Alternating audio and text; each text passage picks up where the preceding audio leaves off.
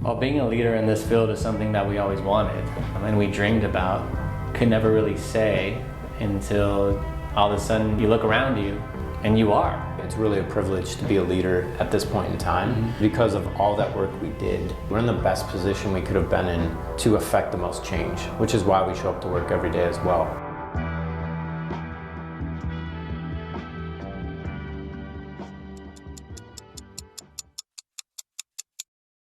So when I look at this picture, it's surreal for me because I had no idea, right, what was really in store for us, even though I was so confident that whatever it is we were going to set our mind to, we were going to figure it out. That was definitely during the grind times where we didn't have a lot of money. We couldn't afford tickets to that event. And I found a forum where someone that got invited to this event didn't need their tickets. And so I asked them, kind of gave them the spiel of what we're trying to do and got us tickets. And I think a big part of this conference, it was validated, I think, for the first time. All these kind of very sophisticated, high-tech individuals, when we would pitch them our idea, none of them said that was a bad one. Had they been giving us answers like, well, actually I know a company that does that, or that doesn't make sense, the trajectory could have been different. But as you mentioned, that didn't happen. They really were open to what we were putting out there. This is our very first warehouse that we ever had at Human IT. It was about 600 square feet of warehouse space. Really awesome memories came out of here. This is where operations really started. It's where we learned how to organize the technology. It's when we learned how to pick it up. It's when we learned how to use pallet jacks for the first time, how to list on eBay. A lot of what you see happening at Human IT today was invented right here in this location. This is where we found our grit, and because we found that spirit, we were able to make all of the impact that we've made over the last 10 years. I think around 2014, we already knew, we had a better understanding of how we wanted to impact people at that point. And I think we knew that our vision was far greater than just getting computers to people. Coming up with a name way harder than you would think it would be. Yeah. Like, we knew from the very beginning in 2012 that we wanted to do more than computers, but we didn't know exactly how or what would best capture that vision. Yeah. And in a way, when we changed our name to Human IT, it was the catalyst that we needed to kind of get into the next service. We always knew that computers necessary, but without an internet connection, not sufficient, right? And so if you just call yourself computers for a cause, it just sounds like we're just giving away computers, and we knew that that's not what we wanted people to think of when they thought about our impact. Our Cycle LA program in 2015 was a project that we worked really closely with the city of Los Angeles on to make sure that the e-waste that they were actually diverting from their own internal staff went back to the communities in Los Angeles all across the city. Getting 10,000 devices out in a little bit more than a year's time, that was a huge win for us, right? To be able to say that we can actually achieve these impact-based outcomes that we started Human IT to do in the first place.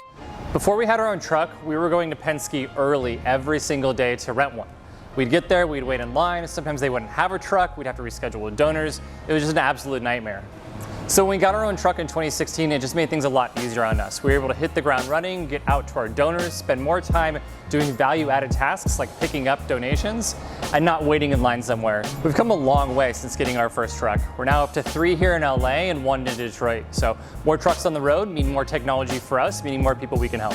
What Long Beach represents to me is, it was the first time we actually had office space. This was the first time where we could say, okay, what happens if you and I and some of the other team members like Aaron can fully focus our time on really what the main hat we should be wearing is, which is expanding our organization, expanding the impact. Long Beach ARPA is the first ARPA funding that we've received. They were working with us in 2017 around closing the digital divide, empowering us with those resources to make sure that the residents got the resources they need. Detroit has always been on the radar of Human IT, and we've always wanted to enter into the city. Me, being from the area, I've always known that Detroit needs to be a part of our story. It was just one of those things that timing is everything, right? And so when we go to 2019, the catalyst really rests with the city.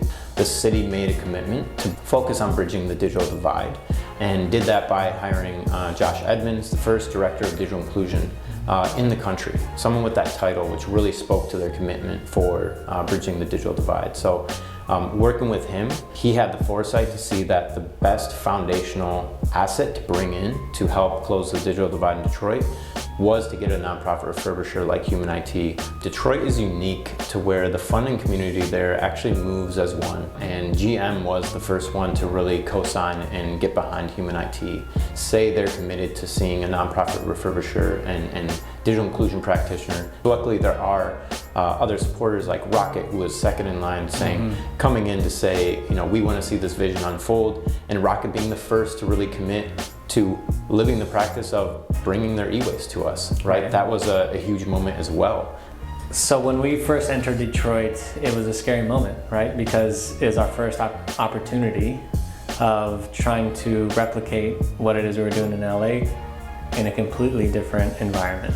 It felt very similar to starting over. The problems that we accomplished 4 years ago started to resurface in a new environment. Being able to tap back into learning all of the lessons that we learned in LA and not repeating the same mistakes in Detroit, I think was crucial. One of the largest issues with our previous brand and our previous brand voice was that it was very much a backyard nonprofit. It had a lot of the airs of just people in your community who are doing good. And while that is certainly still the ethos under which we operate to an extent, by the time that we had decided to pursue a rebrand, we were beginning to work with very large organizations that had international presences. And we wanted to ensure that our brand voice spoke to that growing influence as a leading environmentally sustainable nonprofit. Something that I'm really proud about, I get to work with over 130 social entrepreneurs. Every single day, I get to go to work with some amazing entrepreneurs. Entrepreneurs are forward thinking.